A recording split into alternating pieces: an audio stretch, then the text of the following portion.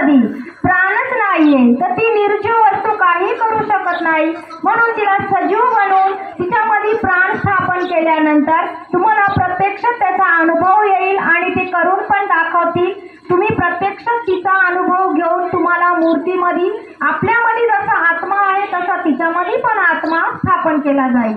आणि तिथून पुढं त्या मूर्तीमध्ये तुम्ही बोललेलं कार्य आणि बोललेली प्रार्थना आणि पूजा तुमची सफल होईल. कारण कुठल्याही मंदिरामध्ये जाताना मूर्तीमध्ये प्राण प्रतिष्ठा असली तर तुम्ही बोललेला नवस आणि तुम्ही बोललेली प्रार्थना किंवा पूजा केलेली ही सफल होऊन तुम्हाला आशीर्वाद मिळाला पाहिजे. म्हणून असे महान संत पुरुषांचं आगमन होणार आहे याच्या पावन पवित्र भूमीमध्ये आणि औचित्यवाडी गावामध्ये. अनंत कोटी ब्रह्मांड नायक राजाधिराज योगीराज परब्रह्म सच्चिदानंद सद्गुरु श्री स्वामी अक्षय महाराज की जय. कोटी ब्रह्मांड नायक राजाधिराज योगीराज परब्रह्म सच्चिदानंद सद्गुरु. अनंत कोटी ब्रह्मांड नायक राजाधिराज योगीराज परब्रह्म सच्चिदानंद सद्गुरु श्री स्वामी अक्षय महाराज की जय. अनंत कोटी ब्रह्मांड नायक राजाधिराज योगीराज परब्रह्म सच्चिदानंद सद्गुरु श्री स्वामी अक्षय महाराज की जय. हरि ओम अध्यात्म प्रकृतिरायुधाभ्यर्मर्गारो भवन्ति परमशुद्धोदकस्नायं च समर्पयामि. महाराजांचं स्वागत करण्यासाठी जा.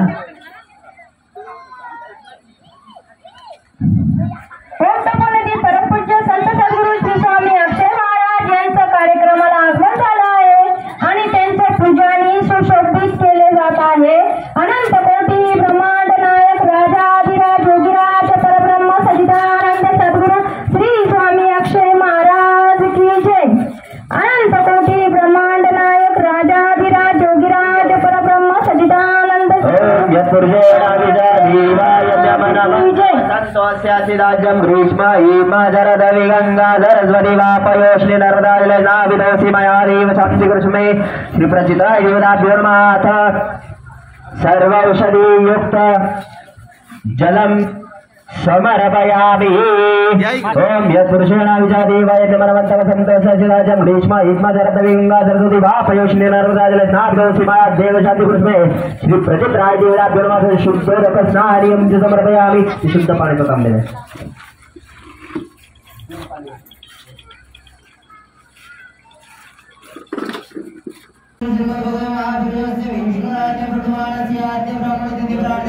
श्री श्वेतवारा कल्पे भैरवसत्वमंतरे कलियुगे कलिपुत्रचंडे जम्बुद्वे दंडकरण्य देशो भूतामय दक्षिण दिशेने वर्षके शुभेच्छुजनस वीर विक्रमादित्य रूपदे 2080 पिंगला नाम संवत्सरे उत्तरायणे शिशिर ऋतु मार्गशीर्ष मासे कृष्ण पक्षे अष्टमी शुभ दिनो गुरुवार शुभवासरे हस्त शुभ नक्षत्र अधिगंत शुभ योगे गौण शुभ करणे कन्या राशि स्थिते चंद्र धनु राशि स्थिते सूर्य मेष राशि स्थिते देवग्रह बृहस्पति जायतम राशि स्थान शुभ स्थितेषु सत्शुभ नाम योगे एवं विशेषण गुण विशिष्टायाम.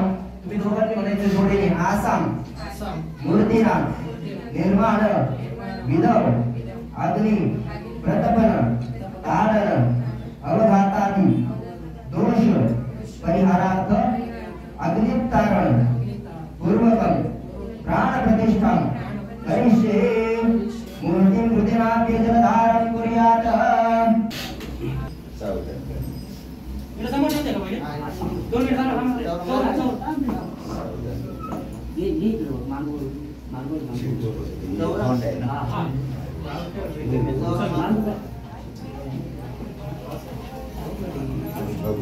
सेंटर पाहिजे का 4 सेंटर ते पाठ सुरू दादा तुमच्या हाताप्रमाणे मूर्तीवर सोडा. हां सोड त्या मूर्तीवरती सोडा. हो हां घुमडीच मी करते चांगले घेऊ ना तू ते बाहेर चाल चाल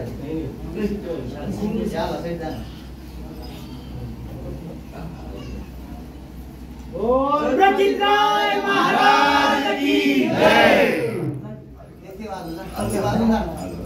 काय करून ये मांगे शाल वरता आली तुला खाऊ शाल काढते काढायची 2 मिनिट घे ते जाऊ दे बाहेर सेंटर बघून द्या. आशीर्वाद 2 मिनिटं रे मंदिरामध्ये जे मेन माणसं उभी आहेत, प्रत्येकाच्या हातामध्ये अक्षता द्या. मध्ये आले का? असं जोडी. असं एक बघायचं. अक्षता घ्या हातामध्ये. असं वाटतं बरोबर. तर अक्षर घ्या मंदिरामध्ये मूर्ती प्रतिष्ठेसाठी जे काही मुख्य माणसं असतील प्रत्येकाच्या हातामध्ये अक्षता द्या. इकडे समोर माझ्याकडे सेंटर पाय बाजूला थोडे समोर विषाधीवा यज्ञमानवन्त वसन्तो अस्यासि वाचां ग्रीष्मा ईमा शरदवी गंगा सरस्वती वापयोष्णी नर्मदा जले स्थापितोऽसि मया देव शान्ति कुरुष्ममे श्री प्रचितराय देवताभ्यो नमः जलं समर्पयामि शुद्धोदक अभिषेकं समर्पयामि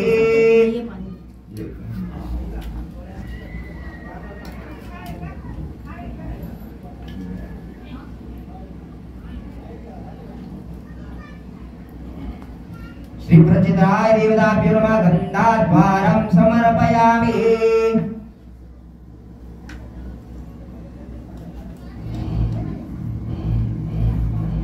नेत्राभ्यां पूजयामि नासिकाभ्यां पूजयामि श्री प्रचितराय देवताभ्यो नमः मुखं पूजयामि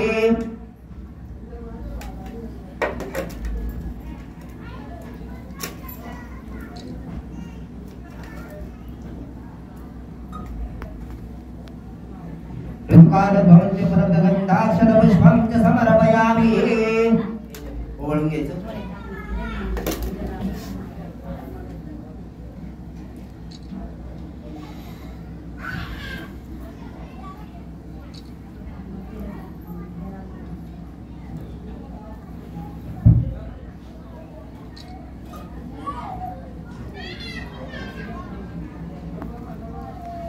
याची माणसं इथे बसावं लागेल. पाणी प्यायला लागेल. धरले ना बसावं लागतं. चालायचं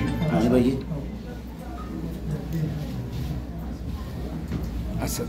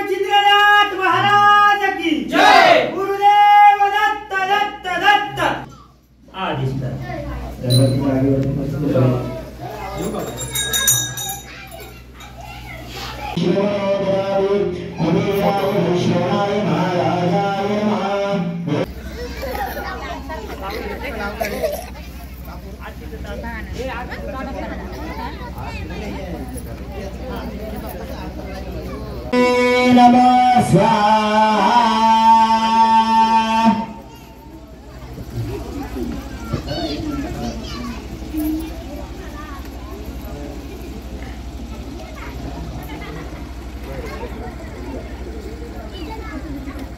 जेवढे पूजेला बसले प्रत्येकाच्या कपाळाला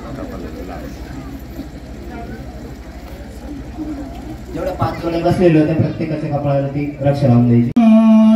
भूतगणादि सेवितं कपित जम्बूफल सारभक्षितम् उमादिशं शोकवि नाशकारणं नमामि विघ्नेश्वर पादपङ्कजम् शुक्लं वरदरं विष्णु शशिवर्णं चतुर्भुजं प्रसन्नवदनं ध्याये सर्वविघ्नोपशान्तये नमस्ते शारदा देवी काश्मीरपुरवासिनी श्यामहं प्राप्ये देवी विद्यादानाञ्च मे. आजी औचित्यवाडी येथे सकाळी धर्मरत्न विजेता परमपूज्य संत सद्गुरू श्री स्वामी सुनीता दीदीमाचं आगमन झालेले होते आणि त्यांच्या नंतर तर आम्ही पण आलेलो आहे आणि प्राण प्रतिष्ठेचे कार्यक्रम आहे. अर्थात प्रचितरायाच्या प्राण प्रतिष्ठेचे कार्यक्रम आम्ही ऐकण्याच्या प्रमाणामध्ये 2 बंधू होते असं ऐकायला भेटले. साक्षात स्वयंभू महादेवचे अवतार आहे. 2 बंधू, एक औचित्र आहे आणि एक प्रचित्र आहे. आणि औचित्र आहे बंधू आहे आणि आपलं वाडीचं नाव सुद्धा औचित्यवाडी आहे. आणि त्यांचं जे औचित रायाचा बंधू आहे प्रचित्र आहे. आज आपल्या गावात प्राण प्रतिष्ठा झालेला आहे. इथून पुढे तुम्ही कधीही ह्याकडे आले आणि आता मी यजमान लोकांना सांगितले असं प्रमाणामध्ये तुम्ही प्रमाण घ्यायचे असलं तर प्रमाण घेऊ शकतो. तुमच्या गावात प्रचित्र आहे आले का या नाही म्हणून हे माझ्या 12.5 वर्षाच्या तपश्चर्याच्या गॅरंटीने मी सांगितलेलं आहे. आणि मनुष्याने कधी पण दर्शन घ्यायलाच पाहिजे का. आणि दुसरा औचित्यवाडीमध्ये औचित्यरायाचा बंधू प्रचित्र आहे इथे आले का. पहिलं म्हणलं तर मूळ मुद्दा आहे औचित्र आहे आणि प्रचित्र आहे. हे मूळ जो अवतार आहे हे औचित्यवाडीच होते. त्यांच्या नंतर गोटीला गेले ती. परंतु फार पिढी गेल्यानंतर त्याच्यात एक महापुरुष एक जन्माला आले. तो आहे योगेश महाराज. आणि तो आल्यानंतर इथं प्रचित्र आहे परत यावं लागले. तेव्हापर्यंत तुम्हाला कोणाला जमले नाही. त्यांच्या मला जोरदार तालिया म्हणते एक वेळेला खबर ते निमित्ताने तर आले. नाहीतर तुम्हाला त्यांच्यासाठी गोटीला जावं लागले असते. आणि आपल्याला त्यांचे दिवस ठरवायचे. आधी ब्राह्मण देवता पण इथे जमा आहे, सर्व ब्राह्मण देवता आहे, ब्रह्मबिंदू वृंद पण इथे आलेला आहे, यजमान आहे आणि ग्रामस्थांनी पुढे आलेला आहे. आणि आजच्या तिथी कुठलं आहे ब्राह्मण देवता? अष्टमी तिथी आहे. बाय अष्टमी तिथीच्या दिवस आपला प्रचित रायाचा प्राण प्रतिष्ठा झालेला आहे. अष्टमी तिथीच्या दिवस अगर प्राण प्रतिष्ठा झाले म्हणले तर पुढच्या वर्षी आम्ही कुठला दिवस यात्रा करायला पाहिजे? अष्टमी तिथीलाच करायला पाहिजे ना मग पुढच्या वर्षी. खबर प्राण प्रतिष्ठा अर्थात प्रचित राय इथे अवतार घेतलेला दिवस आहे, ते अर्थात प्राण प्रतिष्ठा होऊन आलेला दिवस आहे. मग तो दिवस यात्रेला योग्य आहे ना योगेश महाराज? कधी पण करण्यापेक्षा त्यांचे प्राण प्रतिष्ठेचे दिवस आहे, अर्थात त्यांचा अवतार प्रकट झालेला दिवस आहे. जे अवचित्र प्रचित्र आहे आलेला प्राण प्रतिष्ठा झालेला आहे, प्रकट झालेला दिवस. तो दिवस अगर यात्रा केले तर काय होईल? अगर तुमच्या सर्वांच्या अगर मनात आहे यात्रा करायची आणि आम्ही मात्र तुमच्या पाठीमागे गॅरंटी राहणार, परंतु तुम्ही असले तर मात्र तुम्ही सर्व असले तर. अगर तुम्ही अगर सर्व कोणी नाहीये आणि तुम्हाला गोटीलाच जायची ते यात्रा करायचीच नाही, मग तुमचे वैयक्तिक विषय आहे. तुम्हाला तर आपल्याला काय नाही, आपलं सांगण्याचे काम आहे, धर्मरक्षणचे काम करायचे आपल्याला. पण तुम्ही अगर साथ नसले तर आम्ही काय करणार आहे? तुम्ही असले तर मात्र करू शकतो, नाही तर महाराज एकटं पण काय करणार विचार? एवढं पर्यंत केले बस नाही होतं का? स्थापन करून दिले. जो पूर्वज लोक इथून नेले होते, जो प्रचित्र आहे जो मूर्तीला इथून नेऊन गोटीला स्थापन केले, वाईट आहे म्हणून त्यांच्या देवाला ते घेऊन जाण्याचे त्यांचे अधिकार आहे. परंतु इथे मात्र खाली भूमी झाली होत्या ना. इथे परत मात्र प्रचित्र आहे कोणामुळे आले? आजी आपलं योगेश महाराज मुले. आणि योगेश महाराज मुले आले, परंतु योगेश महाराजला कुठला दिवस प्रकट झाले म्हणून विचारले तर व आजच्या अष्टमी तिथीला आहे. मग ते दिवसच यात्रा केले तर काय होईल असं माझं म्हणणे. तुमच्या कोणाचं काही म्हणणे? काय याच्यात काही दिक्कत आहे? कोणाला त्रास आहे काय? अगर पूजा यात्रा काही करायची असलं तर पुढच्या वर्षी पण अष्टमी तिथीलाच केले तर काय होईल? आणि तुम्ही बोलावले तर मी पण येईल बरं का दर्शनाला. परंतु तुम्ही सर्वांनी बोलावले तर यजमान आहे, योगेश महाराज आहे, ब्रह्मवृंद पण आहे, थोडं सर्वांनी अगर तुम्ही अगर मी बोलावले आम्ही पण येऊ शकतो. मनुष्य जन्माला येताना मानवाने जन्माला येते, पण जन्माला आल्यानंतर 3 अवस्थेमध्ये जाते. तो कुठला आहे? पहिला अवस्था राक्षस अवस्था. माणूस जन्माला येते, राक्षस पण बनू शकतो. माणूस अवस्थेमध्ये सुद्धा जाऊ शकतो. दुसरा आणि तिसरा माणूस देव अवस्थेमध्ये सुद्धा जाऊ शकतो. तुम्हाला देव अवस्थेमध्ये पोहोचायचे आहे का? मानव अवतार मध्ये पोहोचायचे आहे का? हे तुम्ही ठरवायचे. राक्षस मध्ये जायचेच नाही, ते विषय सोडणार द्या. तो गुंडा लोक म्हणून बोलले जातो. ते रस्त्यामध्ये आपल्याला जायचे आहे का? उरलेल्या 2 अवस्था, मानव अवस्था आणि देव अवस्था. याच्यात तुम्हाला कुठल्या जागामध्ये पोहोचायचे हे तुम्ही स्वतः निर्णय घ्यायचे, नंतर मला यावर सांगायचे. तुम्हाला मानव बनून राहायचे का आदर्श पुरुष आणि या देवसारखं बनून देव कार्य करून जगायचे आहे का? मानव तर आहे तुम्ही, परंतु कार्य मात्र तुमच्या देवसारखा. कसं आज आता योगेश महाराज तुम्ही सिद्ध करून दाखवले, मानव असून देवसारखं कार्य केले. म्हणजे तुम्हाला सुद्धा असं नाही होतं का मानव होऊन देवसारखं कार्य करायला? आणि देवसारखं कार्य केले आणि तुम्ही इतिहासमध्ये अजरामर व्हायला शिवाय राहणार नाही. आणि कवापर्यंत हे प्रचित्र आहे जो मंदिर इथं रेल तवापर्यंत योगेश महाराजचं नाव अजर अमर राहणार आहे. हे अंतिम और अटल सत्य आहे. मग तुम्हाला करता येणार नाही. मग एक मात्र अमर होईल. तुम्हाला काही करायला होत नाही त्यांच्या सोबत मिळून. नाही होत असलं तर मला सांगाय, मी तुम्हाला सर्व शिकवतो. आता ब्रह्मवृंद आहे, ब्राह्मण पंडित शिकायचे का? माझ्याकडे मी शिकवतो तुम्हाला. नाहीये ज्योतिषशास्त्र शिकायचे का? माझ्याकडे या, मी सांगून देतो तुम्हाला. मंत्रशास्त्र शिकायचे का? योगशास्त्र शिकायचे का? माझ्याकडे या. फक्त येण्याचा मात्र प्रॉब्लेम आहे. आणि ठरवायचे तुम्ही आणि येऊन आपल्याकडे मागा. आणि तुम्हाला कुठले वैदिक शास्त्र पाहिजे का? तुम्हाला आयुर्वेदिक करायचे? तुम्हाला आपल्याकडे येऊन मागा, आपल्याकडे आहे सर्व. तुम्हाला जे पाहिजे सर्व भेटेल, पण आल्यात तर तुमचं मन परिस्थिती जो परिवर्तन करून नंतर या, अगोदर येऊ नका. तुम्ही राक्षस मार्गला जायचे आणि देवतत्वाचे मार्ग शोधायचे असं नाही करायचे. पहिला मानव बना आणि त्यांच्या नंतर देवतत्वामध्ये जाण्याचा प्रयास करा. कसा आज योगेश महाराज भविष्य काळामध्ये आजारामावर राहील हे तुम्हाला आज काही कळणार नाही. 100 पिढी गेल्यात तर सुद्धा बोलणार आहे. प्राण प्रतिष्ठेचे कार्यक्रम मी केल्यात तर सुद्धा करावणार व्यक्ती कोण होते म्हणलं तर तो योगेश महाराजच होते. योगेश महाराजच्या सोबत तपोनिधी सद्गुरू अक्षय महाराज आले होते म्हणून येणार. त्यांचं नाव राहिलं तर, त्यांचं नाव नाही राहिलं तर माझे सुद्धा राहणार नाही. म्हणजे अर्थात मूल मात्र तेच आहे. म्हणून आम्ही सर्व मिळून त्यांना सर्वांनी मिळून सपोर्ट केले. मग आपल्याला मोठा करायला किती टाइम लागेल. आम्ही आपलं गोटीच्या सरका करीत यात्रा करायला टाइम लागेल का तुम्ही सर्व मिळाले तर.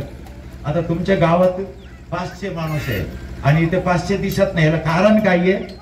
तुम्हाला देवाच्या वर सुद्धा विरोध आहे. देव तुमच्या दुश्मनी आहे. देव, साधू संत आणि ब्राह्मण वृंद हे पण तुमच्या दुश्मनी आहे. तुम्ही हे समजून नका. हे ब्राह्मण वृंद आहे, साधू संत आहे म्हणून आजी सर्व आहे आणि तुम्ही व्यवस्थित मध्ये तुम्ही घरात झोपते ना, झोप काढते हे पण आम्ही कारण आहे बरं का बरं. पोलिसांच्या बेऊ मध्ये नाहीये विषय.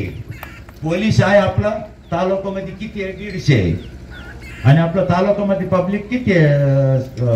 आता पुढारी माणसं तुम्हाला माहिती 2.5 लाख माणसाला 150 पोलीस पुरेल का? हे 2.5 लाख माणूस सुद्धा पोलिसांच्या सोबतच आहे. आम्ही सुद्धा पोलिसांच्या सोबत आहे बरं का. आम्ही गुंडा लोकांच्या सोबत नाहीये. पोलीस 150 नाहीये, 2.5 लाख पोलीस आहे आपला इगतपुरी तालुक्यामध्ये. कोण? आम्ही पण पोलिसाला सपोर्ट आहे. कानूनला सपोर्ट करा, मर्यादेला सपोर्ट करा आणि धर्माला पण सपोर्ट करा. आणि धर्म रक्षक असलेला ब्राह्मण वृंद आहे, साधू संत आहे, यांना तुम्ही अपमान करायचे आणि त्यांचे एक दर्शन घेण्याचे सुद्धा तुम्हाला एक धाडस नाही आणि तानात नाहीये म्हणले तर 500 माणूस मध्ये तुम्ही एवढंच आले. जे साधू संत ब्राह्मण वृंदपूर आले रोज येणार आहे का? आम्ही यात आज निघून गेले तर परत इथे येणार आहे का? प्राणप्रतिष्ठा एक वेळ आले नाशिक दर्शन घ्यायच्या नंतर परत तुम्हाला गाडी भेटणार नाही आणि आम्ही पण तुम्हाला गाडी भेटणार नाही. हा रोज मात्र योगेश महाराज भेटेल बरं का तुम्हाला. हे तुमचे नशीब आहे. तो मात्र भेटणार असे. म्हणजे टोटल म्हणलं तर आपल्याला मार्ग धरायचे. धरताना कसा मार्ग धरायला पाहिजे? तुमचं शिक्षण झालेले किती आहे? 10वी. आणि तुमच्या गुरु 5वी नापास असावा का? आणि त्यांच्याकडून तुम्ही 11वीचे शिकणार आहे का? तुमचं शिक्षण झालेले 10वी आहे. योगेश महाराजांचे किती शिक्षण झालेले? 10वी झालेले. आता त्यांना ज्ञान कुठलं द्यायला पाहिजे? शिक्षणानुसार लौकिक मध्ये बोलले बरं का मी 11वीच्या. आणि यांचे गुरुसागर 5वी नापास आहे. त्याला 11वीच्या काय सांगणार आहे ते? त्याला 6वीच्या सुद्धा माहिती नाही, 11वीच्या काय सांगणार आहे? आणि 10वी पर्यंत पूर्ण यांना माहिती आहे. त्याला 11वीच्या पाहिजे. म्हणून आम्ही माणूस धरताना बघा कोणत्या माणसाला धरले तर आम्ही कुठे लवकर पुढे जाऊ. अर्थात आम्ही 10वी आहे ना, आम्ही जे व्यक्तीचं सानिध्य धरतो आपल्यापेक्षा एवढा तर अंतर असावा. शिक्षण मध्ये सुद्धा अंतर असावा आणि अध्यात्मात अर्थात लौकिक विद्येमध्ये आणि अलौकिक विद्येमध्ये सुद्धा अंतर असावा.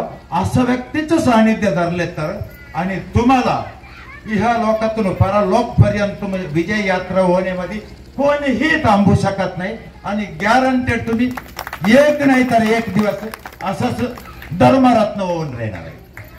आज धर्मरत्न शिरोमणी परमपूज्य संत सद्गुरू श्री स्वामी सुनीता दीदीमा आज इथे उपस्थित आहे आणि त्यांच्यासोबत मी पण आहे. हे पुरा इथपर्यंत पोहोचायला कारण काही आहे म्हणलं तर ते धरलेलं मार्ग. आम्ही धरताना असं व्यक्तीचं सानिध्य धरा आणि तुम्हाला पुढे जायला मोकळा रस्ता भेटावा. आणि समोरच्या व्यक्तीलाच काही माहिती नाहीये आणि तुम्हाला काही शिकवणार ते. आता तुम्हाला बोलतो, आता ते ब्राह्मण तुम्हाला स्वारी बरं का, तुम्हाला नाहीये प्रश्न. सप्तकुंडलीन म्हणजे नाव माहिती आहे का तुम्हाला? कोणाला तर सप्तकुंडलीनचं नाव माहिती आहे? सप्तकुंड. तुमच्या शरीर मध्ये 7 शक्ती आहे, माहिती आहे तुम्हाला? तर मी सांगतो ना, मूलाधार कुंडली एक शक्ती तुमच्या शरीराचा, दुसरं आहे स्वादिष्ठान, तिसरं आहे मणिपूर, चौथं आहे अनाहत, आणि 5वे विशुद्ध आहे, आणि 6वं आहे अजान अर्थात दिव्य दृष्टीवर का 6वा, आणि 7वं आहे सहस्राक अर्थात समाधी अवस्था. शिवशंकर सारखा स्वयंभू शिवशंकर इथे आले, खटवांगी आहे ते स्वयंभू शिवशंकर इथे आले, आणि तो पण कुठल्या रूपाने? प्रचित्रायाच्या रूपाने इथे आले. परंतु तुम्हाला सप्तकुंडलिनीचे विद्यास माहित नाही. स्वयंभू शिवशंकरने आदिशक्ती पार्वती देवीला शिकवलेलं का तुम्हाला माहित नाही? कारण काय येणार तर तुम्ही धरलेलं सानिध्य चुकीचे आहे. सानिध्य असं व्यक्तीच्या द्वारा तुम्ही कुठलेही प्रश्न विचारले त्यांच्याकडे उत्तर असावा. आता मी तुमच्याकडे प्रश्न विचारले, तुमच्याकडे उत्तर आहे का? मी बोलले मनोरस क्रिया म्हणजे काही उत्तर नाही. याला कारण काय माहिती आहे का? तुम्ही धरलेलं सानिध्य चुकीचे आहे. सानिध्य असं व्यक्तीच्या द्वारा कसं काय होतं मनोरस क्रिया काही म्हणजे तुम्हाला का बरं माहित नाही पडतं बघ. अर्थात मनाच्या बंधन केले मात्र तुम्ही पुढे जाईल, आणि तुमच्या शरीराला लाईट भेटले वीज, तेव्हा मात्र तुमचे शरीर प्रकाशित होईल.